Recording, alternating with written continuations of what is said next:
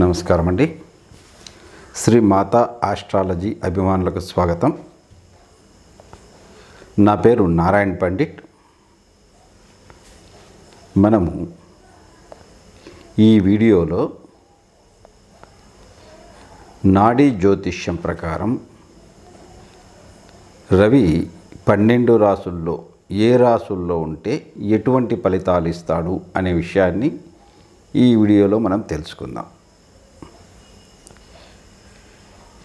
ఇది మీకు సులభంగా చెప్పేదానికి పనికొస్తుంది.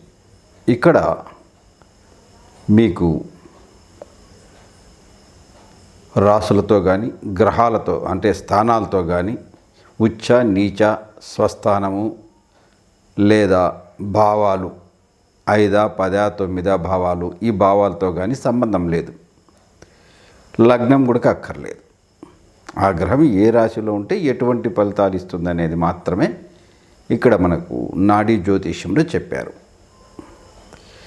మేషరాశిలో రవి ఉంటే ఇది రవికి ఉచ్చస్థానం కదా, కాబట్టి ఇక్కడ రవికి తండ్రిని తీసుకుంటాము, కొడుకుని కూడా తీసుకుంటాం. 2 కారకత్వాలు వస్తాయి.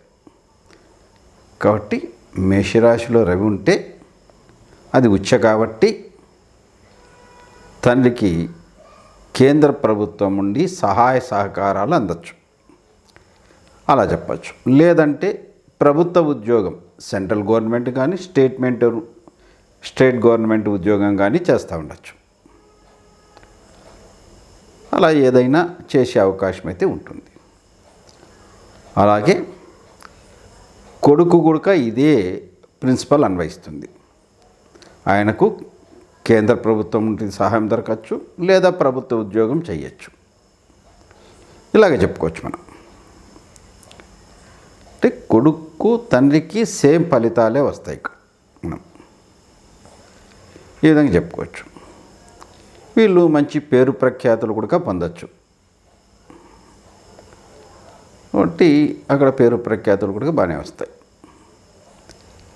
ఇంకా అది కుజుని స్థానం కాబట్టి జాతకుడు సాంకేతికపరమైన వృత్తుల్లో రాణిస్తాడు అని చెప్పచ్చు.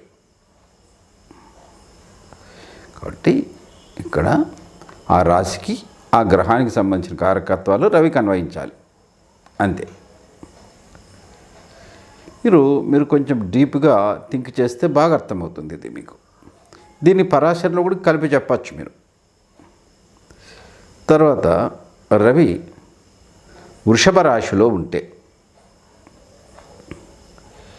ఇది న్యాచురల్ జోడియాక్ నుండి 2వ స్థానం, ధనస్థానం కాబట్టి ఇది శుక్రుని స్థానం కూడా కదా. రవి వృషభ రాశిలో ఉంటే తండ్రి ఆర్థికంగా బాగా నిలదొక్కుంటాడని చెప్పచ్చు. అలాగే జాతకుని వృత్తి కూడా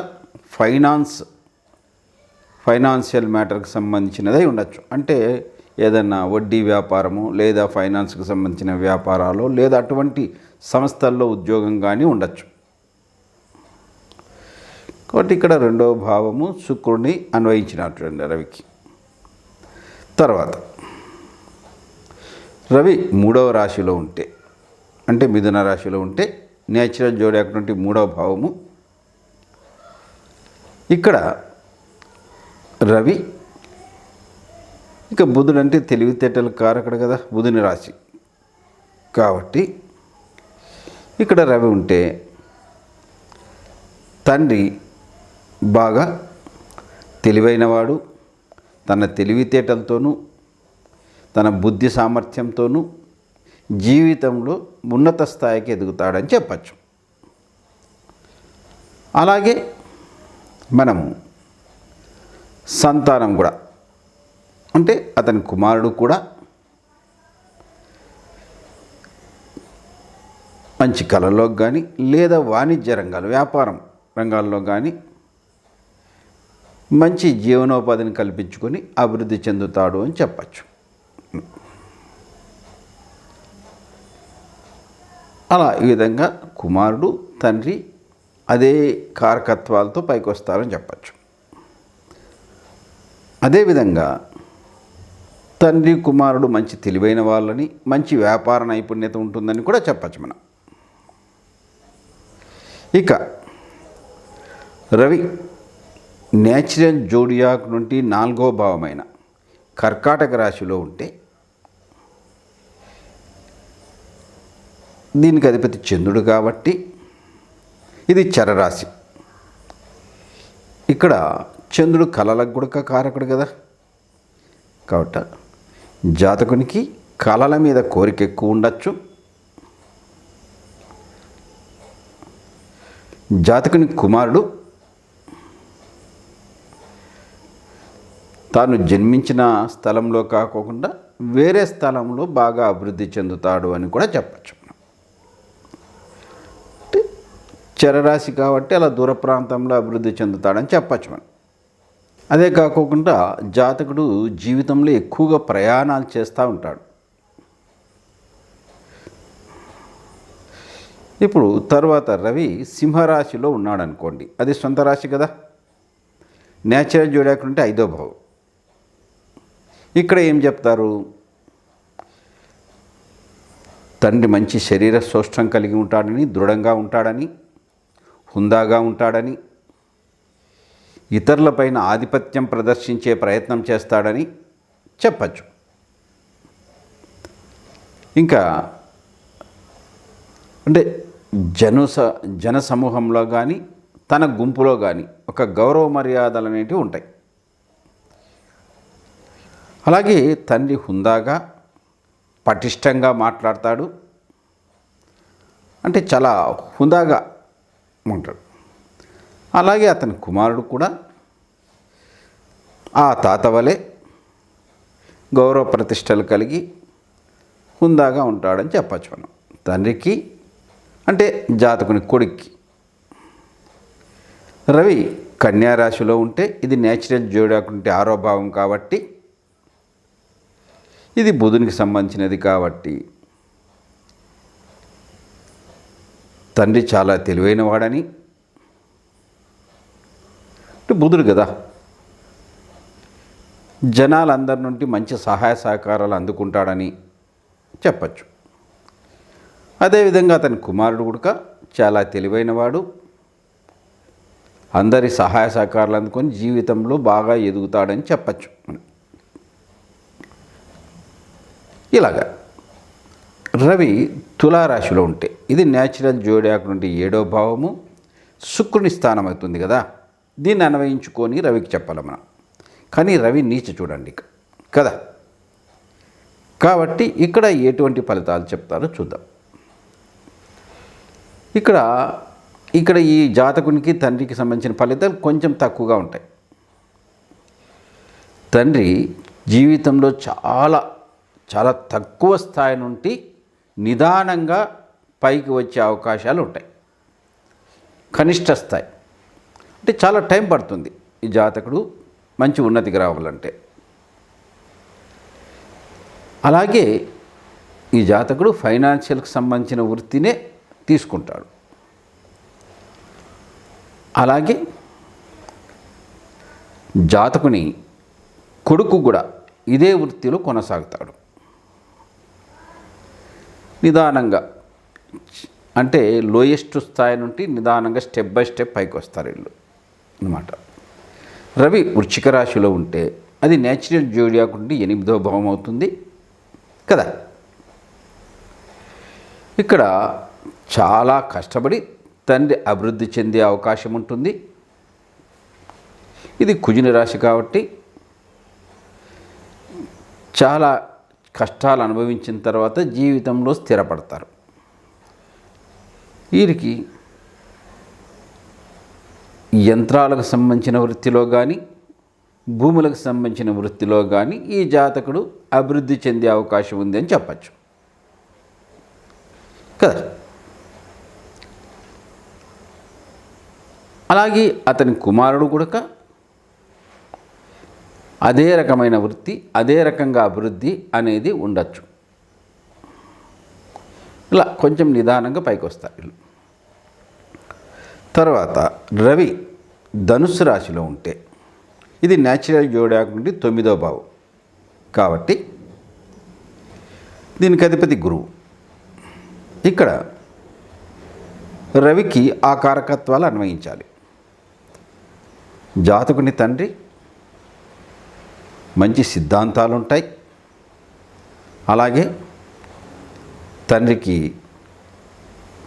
మంచి ఆధ్యాత్మిక భావన ఉంటుంది. జాతకుడు భగవంతుని పైన ధ్యానం చేయడంపై అంటే ధ్యాస పెట్టడంపై మంచి ఆసక్తి ఉంటుంది జాతకునికి. జనంలో ఒక రకమైన గౌరవాన్ని పొందే అవకాశం జాతకునికి ఉంటుంది. జీవితంలో తండ్రి కానీ కొడుకులు కానీ గౌరవప్రదమైన జీవితాన్ని గడుపుతారని చెప్పచ్చు మనం. ఇక రవి మకర రాశిలో ఉంటే అది న్యాచురల్ జోడియాక్ నుండి 10వ భావం అవుతుంది చూడండి కదా. ఇక్కడ శనికి కొంత ఇబ్బందే. తండ్రి జీవితంలో నెమ్మదిగా పైకి వస్తారు.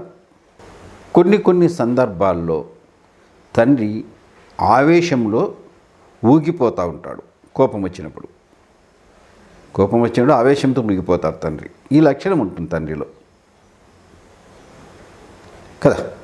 అంటే ఆవేశం వచ్చినప్పుడు బాగా ఎమోషనల్ అవుతారు చూడండి. తండ్రికి మైను ఇటువంటి కోపం ఎక్కువ ఉంటుంది. ఈ అతని కుమారునికి కూడా ఇవే లక్షణాలు అన్వయించుకోవచ్చు మనం. తండ్రి లక్షణాలే ఉంటాయి అని. లేదా ట్రాన్స్పోర్ట్ బిజినెస్ కూడా చేయొచ్చు. యంత్రాలకు సంబంధించిన వ్యాపారం కానీ ఇలాంటివి కూడా తండ్రి కొడుకులు చేసే అవకాశం ఉంటుంది. తర్వాత రవి కుంభరాశిలో ఉంటే ఇది న్యాచురల్ జోడియాక్ నుండి 11వ భావం. ఇది ఇక్కడ శని ఇల్లు కాబట్టి రవి ఇక్కడ ఉంటే జాతకుని తండ్రి పేరు ప్రఖ్యాతులు కల వ్యక్తిగా ఉంటాడు. అవసరమైన సందర్భాల్లో తండ్రి తన తెలివితేటలను ఉపయోగించి అభివృద్ధిలోకి వస్తాడు. తండ్రికి సమాజంలో మంచి గౌరవ మర్యాదలు లభిస్తాయి. జనాదరణ కూడా ఉంటుంది. అలాగే జాతకుని కుమారునికి కూడా ఇలాంటి మంచి మర్యాదలు జనాదరణ ఉండే అవకాశాలు ఉంటాయని చెప్పచ్చు. రవి మీనరాశిలో ఉంటే ఇది న్యాచురల్ జోడియాక్ నుండి 12వ భావం అవుతుంది.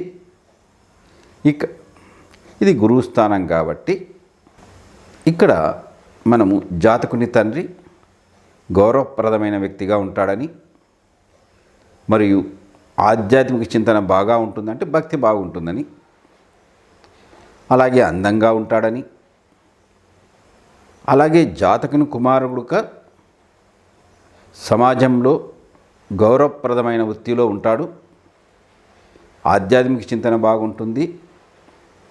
మంచి గౌరవాన్ని పొందుతాడని చెప్పచ్చు. ఈ విధంగా మనము రవి 12 రాశుల్లో ఉంటే ఆ రాశి గ్రహానికి అన్వయించుకొని మనము చెప్తాం. ఇదే నాడీ జ్యోతిష్యం అంటే. ఇది బాగా పనిచేస్తుందండి. ఎక్సలెంట్గా పనిచేస్తుంది మనకు. ఇలా మనము నాడీ జ్యోతిష్యం వలన సులభంగా చెప్పే అవకాశాలు అయితే ఉంటాయి. ఈ వీడియో మీకు నచ్చినట్లయితే షేర్ చేయండి, లైక్ కొట్టండి, సబ్స్క్రైబ్ చేసుకోనండి. తర్వాత వీడియోలో మనం కలుసుకుందాం. నమస్తే.